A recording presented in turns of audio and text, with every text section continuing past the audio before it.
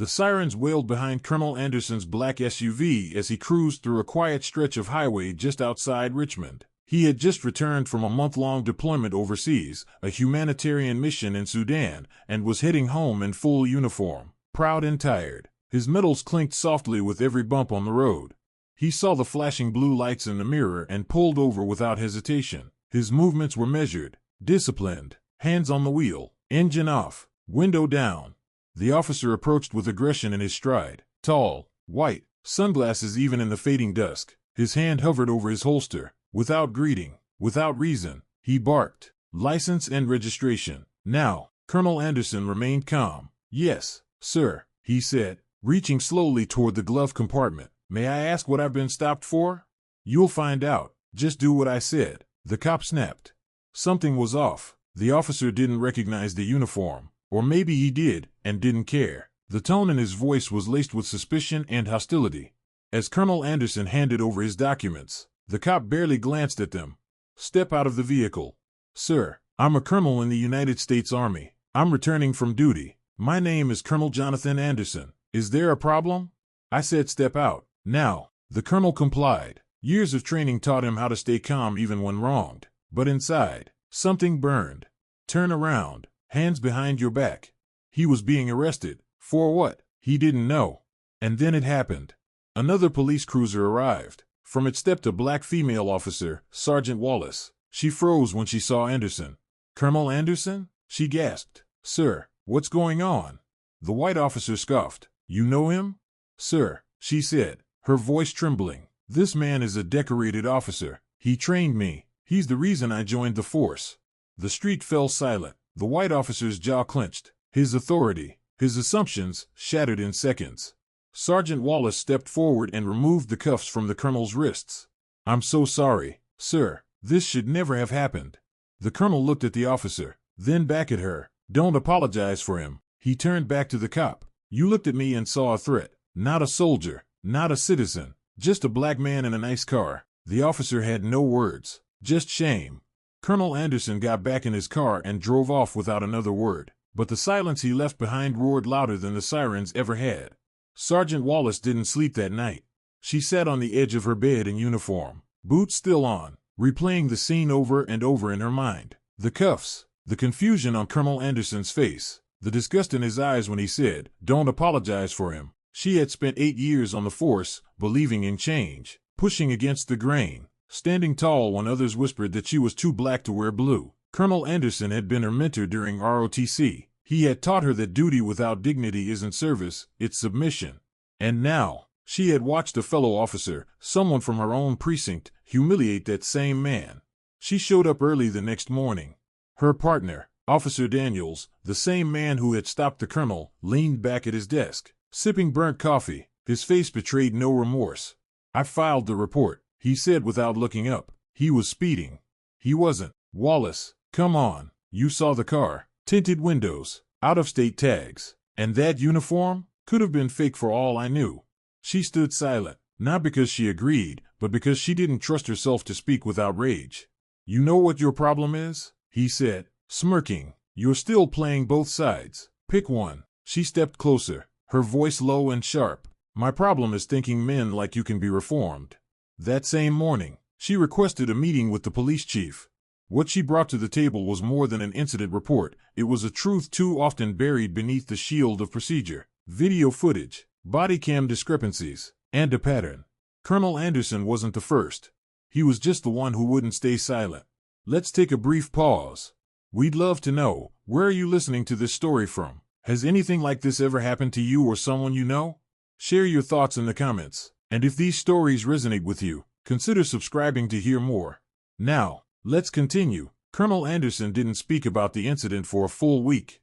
Not to his wife, not to his fellow officers, not even to the veterans group he met with every Saturday. The silence wasn't from shame, it was from fatigue. The kind that sinks deep into the bones, older than the uniform, heavier than the metals.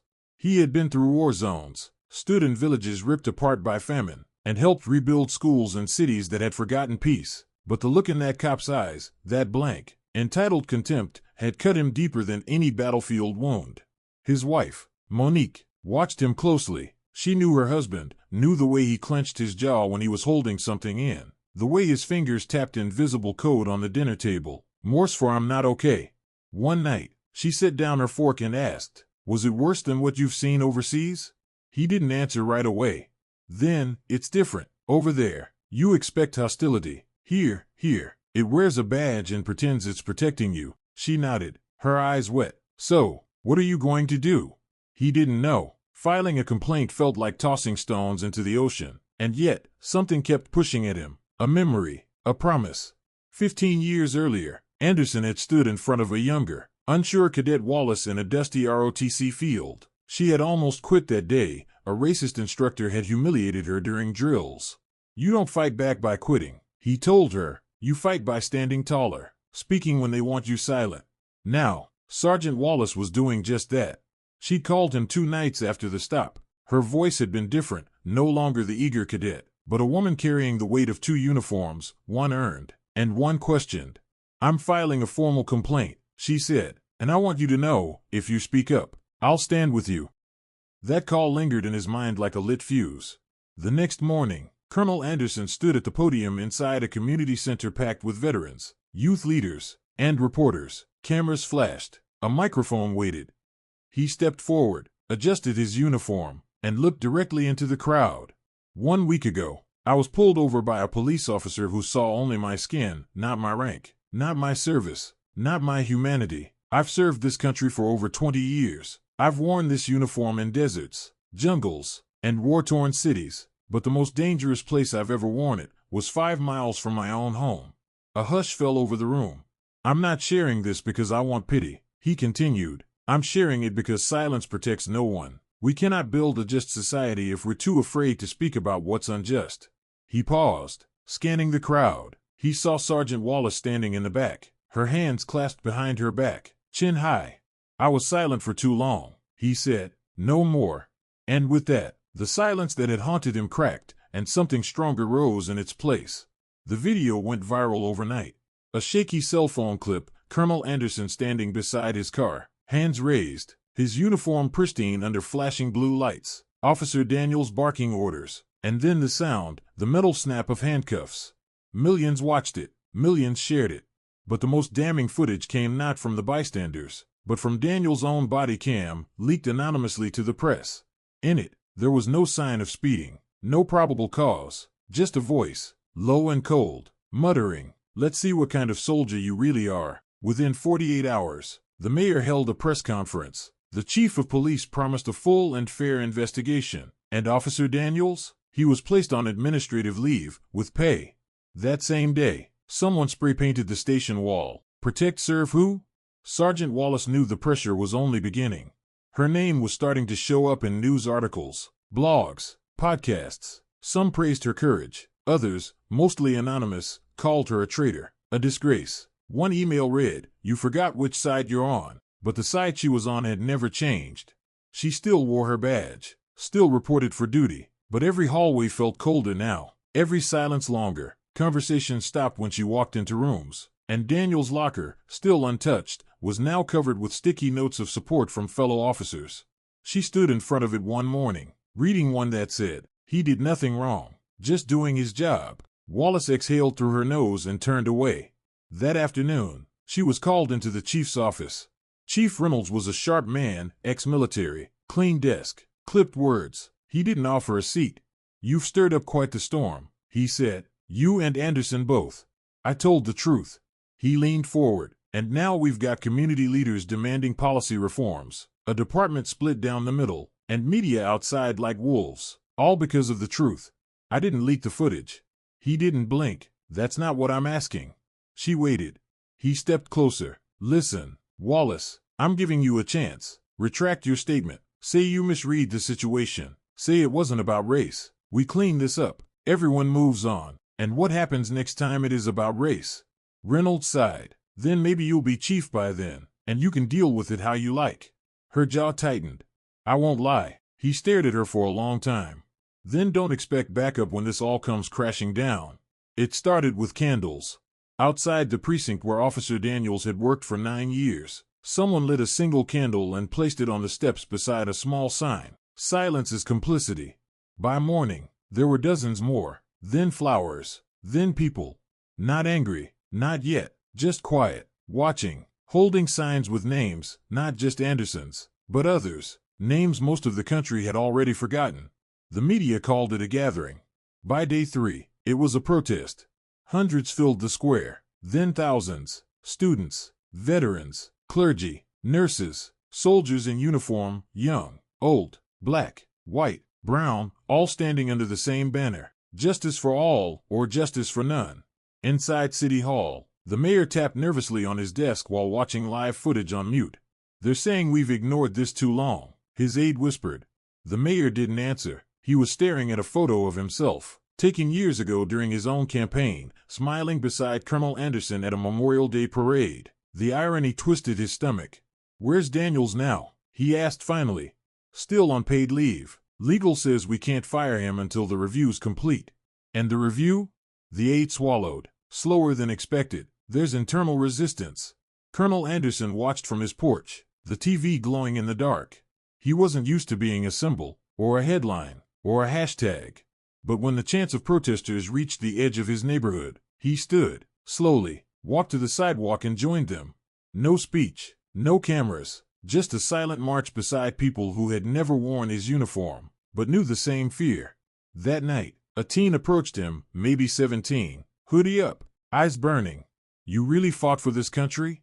Anderson nodded. The teen looked down at his own feet. "Then why do they treat us like we're enemies?"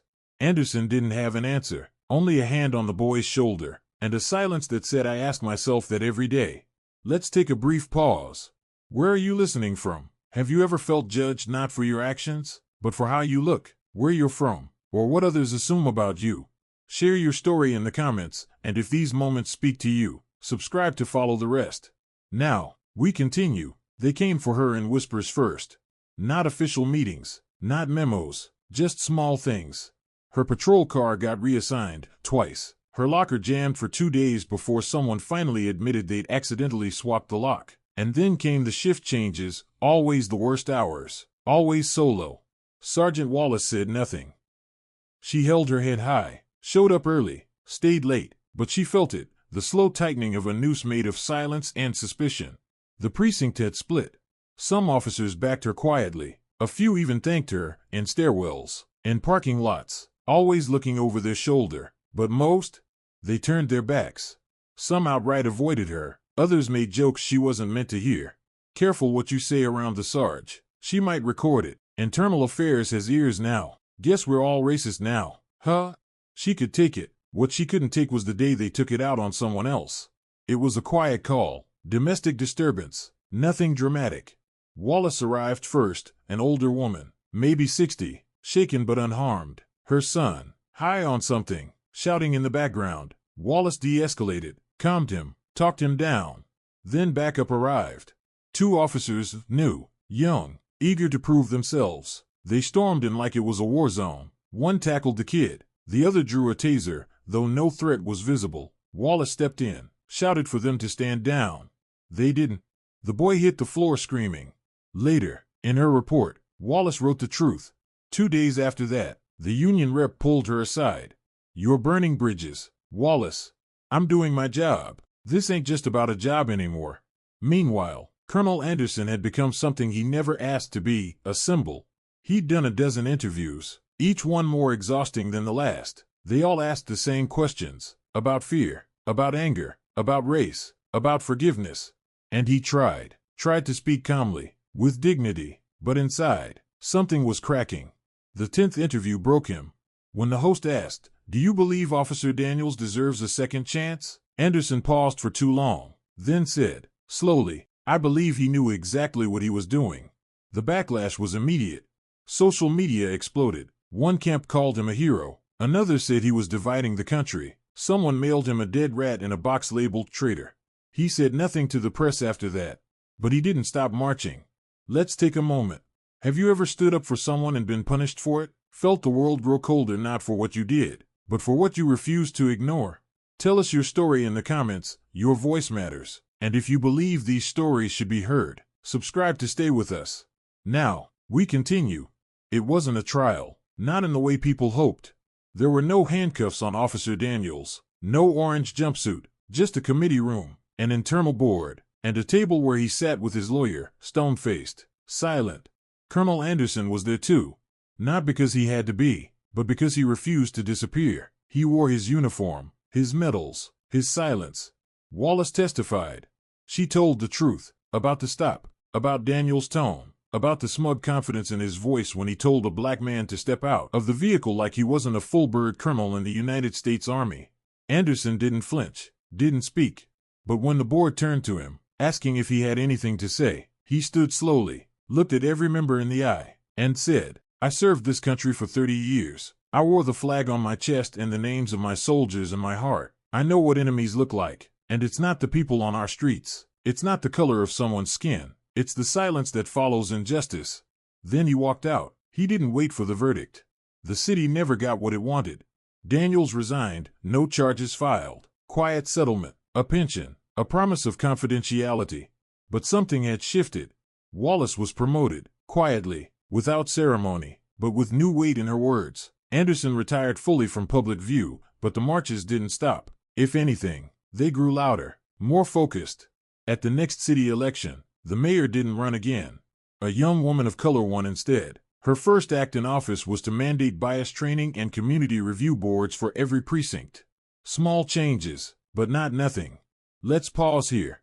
Have you ever seen the system protect itself while turning its back on those it hurt? How did you react? How did it shape who you are? We'd love to hear your story. Drop it in the comments. And don't forget to subscribe if you want more stories like this. Stories that go deeper. Now, to the end. Colonel Anderson moved to a smaller town a few months later. He kept to himself, mostly, planted tomatoes, played chess with veterans at the park, but every morning, he pinned his service badge to his shirt. Not for pride, but to remind the world that dignity has no uniform, and justice isn't owed, it's demanded. One afternoon, a boy on a bike rode past him and shouted, "Hey, you're that guy from the news." Anderson looked up, smiled faintly. "I'm just a man." The boy waved and kept riding, a man who stood up, and for once, Anderson didn't correct him.